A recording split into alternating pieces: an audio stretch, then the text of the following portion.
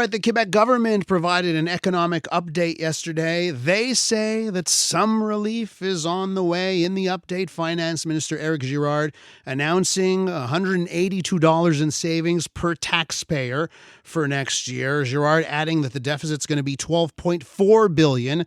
That's instead of the $13.6 billion that was originally forecasted in the spring. Is this update as positive, as rosy as the Finance Minister is saying? Let's find out. Frederic Beauchemin is the Liberal M&A for Marguerite-Bourgeoys and the official opposition critic for matters of economy and innovation. Monsieur Beauchemin, welcome back to the program. Good afternoon. So let's take off the rose-colored glasses and give me your frank take on the economic update. Well, I mean, the one thing that they're trying to spin as being the biggest thing about this mise à jour is the fact that they're reducing the cotisation, the RRQ and RQAP deductions that Quebecers have to pay on each paycheck. And the reason why that's happening is, FYI, it's because the management of the actual fund of the RRQ and the RQA is actually performing well, because the manager who's managing that money is doing a good job managing that money. That has nothing to do with the CAQ. So this is like picking into your savings account to pay for your groceries.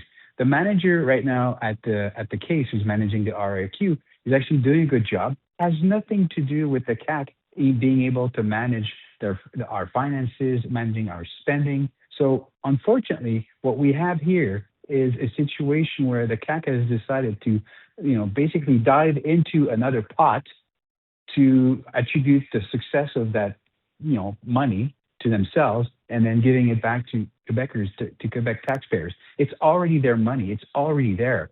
So it has nothing to do with the CAQ's management. So I guess you're saying that the CAQ is taking credit for other people's good work. Point taken. But at the end of the day, every 2 weeks, if someone's going to look at their paycheck and they're going to see less deductions, they're going to be happy about it. So, I also view that perspective here as a taxpayer in Quebec. Any deduction that is smaller, certainly people will take that. I want to ask you about this part of the economic update, and that is the money that's being moved from the Green Fund, to the Generations Fund. Okay, $1.8 billion. What do you think about that? Well, it's a nice trick by Girard to basically send a signal to the rating agencies that his debt to GDP level is actually reduced a bit more than anticipated, because he's taking that $1.8 billion and he's putting it into the generational fund, which is the exact same thing as paying down debt in a way. And so by doing so, what he's doing, he's reducing the amount of debt outstanding, right? But he's not doing anything about, proper management of the spending that this government is doing. So he's basically putting a lot of cosmetic basically on the situation and making it look like as if all of a sudden the Quebec government is actually better managing of its spent and has therefore been able to reduce the total debt by $1.8 billion, which is not the case. Businesses are contributing to the Fonds Vert on a daily basis, and that's the surplus that was accumulated. But at the end of the day, the fact that the CAQ wanting to use it to pay down the debt in itself, the concept, I'm not, against that. I'm just saying, let's call it for what it is. It's basically moving money from one account to another ledger so that, the CAQ looks like as if they're better managing the money. Okay, but I find it interesting there. I want to put on the hat where, let's say, alternate reality where you're the finance minister. Would you think about doing a similar type of deal, knowing that you've got a surplus in a green fund and things have changed in the world when it comes to how countries and jurisdictions are dealing with climate? Things have changed a lot in the last year. Do you think you might make the same decision there to put that money towards paying off debt? I tell you one thing I would do is I would actually not do the type of money management that the CAQ has been doing. Like, they're saying, oh, we're reducing spending. We're going to do everything we can to reduce spending. And they're basically increasing spending by $900 million. They went out on a limb saying, oh, we're going to reduce spending and ask all these ministries to reduce costs and everything. At the end of the day, none has occurred. No, none, zero result. If anything, it's augmented by $900 million. You know what? They're diving into individual pocket to the tune in income tax to the tune of $900 more million. They're diving into the pockets of businesses for income tax on business revenues to the tune of $1.1 billion. And guess who's been contributing a bit more to Quebec than they did the year before? The federal government is giving $600 million more to Quebec. So if you add all these things up, this explains the movement in a deficit, but at the end of the day, has again nothing to do with them being managers of the situation. These are all, basically they're taking more money out of your pocket, they're receiving more money from the federal, and they're spending like drunken sailors the way they've always been doing.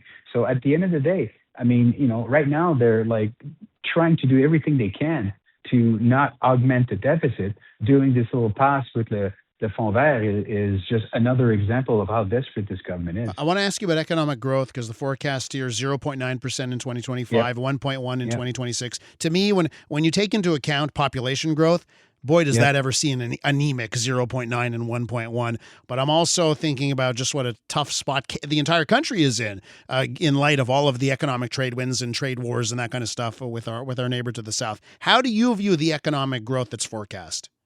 Yeah, the economic growth that's forecast is difficult to accept.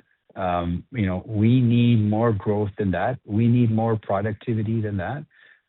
Yesterday I asked a question in the Salon Rouge about the actual accuracy of Girard's predictions, because I've been covering him now for 3 years, daily. But ever since 2018, this government has not been able to properly forecast where the growth would be landing year over year. And, they've been wrong, not by a small margin here. They've been wrong by 93%.